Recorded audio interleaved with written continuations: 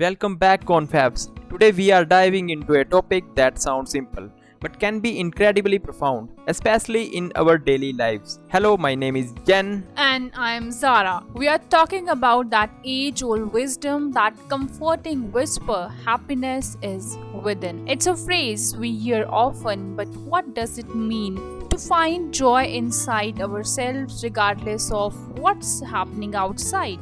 What do you think, Zen? Yeah, it's a common phrase that we hear a lot, and it's so easy to fall into the outside inside trap, isn't it? We are constantly bombarded with the messages that happiness comes from external things, a new phone, a bigger house, that perfect vacation, or even just social media likes or views, right? Yeah, and it's a popular notion in today's era. If you buy an iPhone even on EMI, it will make you happy. Or if you are buying an expensive car, and so on. So basically, we think that our happiness is based on outside factors, and we often put conditions on our happiness. I'll be happy when I get that, I'll be happy when I get this. It's like we are constantly chasing a moving target, isn't it? Yeah, and the thing is, even when we achieve those external goals, the happiness is often fleeting. It's a temporary high, and then we are back to looking for the next thing. Exactly. Happiness based on external factors is completely momentary or temporary. If I get a new phone, I can feel happy for 1 hour, 2 days, 3 days, or even for a month. But what after that?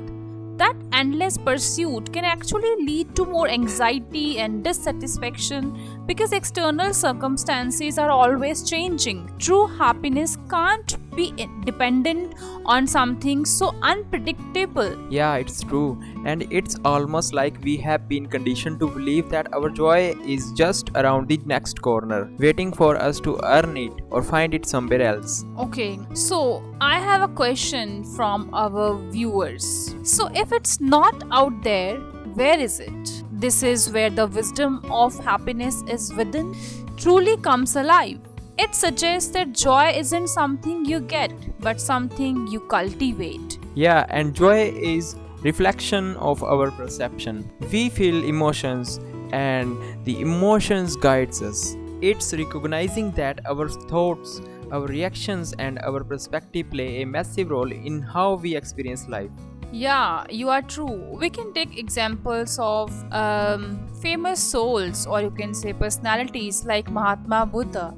These personalities or these souls have achieved this sense of inner happiness that we can only imagine, I think. And let me give you another example, or we can just assume something. Think about two people facing the same challenge. One crumbles, feels defeated. The other sees it as a learning opportunity, a chance to grow. Their external situation is identical, but their internal response creates totally different experiences of happiness or misery. It depends the way we perceive things. So I think you are right, Zen. And that's the power right there. It's not about ignoring problems or pretending everything is perfect. It's about developing the resilience and mindset to navigate challenges without losing our inner peace. Yeah, it's about building an internal sanctuary, a place of calm and contentment that isn't shaken by the storms outside. This isn't about being naive, it's about being robust. So, how do you actually do this? How do we start cultivating this inner joy, especially when life feels chaotic? A simple but powerful tool is gratitude. Regularly take time to acknowledge what do you have, no matter how small. It shifts your focus from lack of abundance. Don't you think, Zen? We focus only the things we don't have instead of focusing the things that we have. Yeah, that's true. We always focus on others' plates. We don't look at our own table, what we have in our lives. We don't cherish that. Even something as simple as taste of your morning chai or the sound of the rain. We don't enjoy the momentary moment. When we start enjoying our present moment, we feel the real happiness. Absolutely. Another key is mindfulness, being present truly experiencing what you are doing, whether it's eating, walking, or listening, not letting your mind constantly race to the past or future. And most of the times, everyone is indulged in thinking about either future or past. What if I would have done this? What if I would have done that? And so on. Yeah, and you know what? We must focus on stopping predicting the future. This helps us stop that endless what if cycle that steals so much of our peace.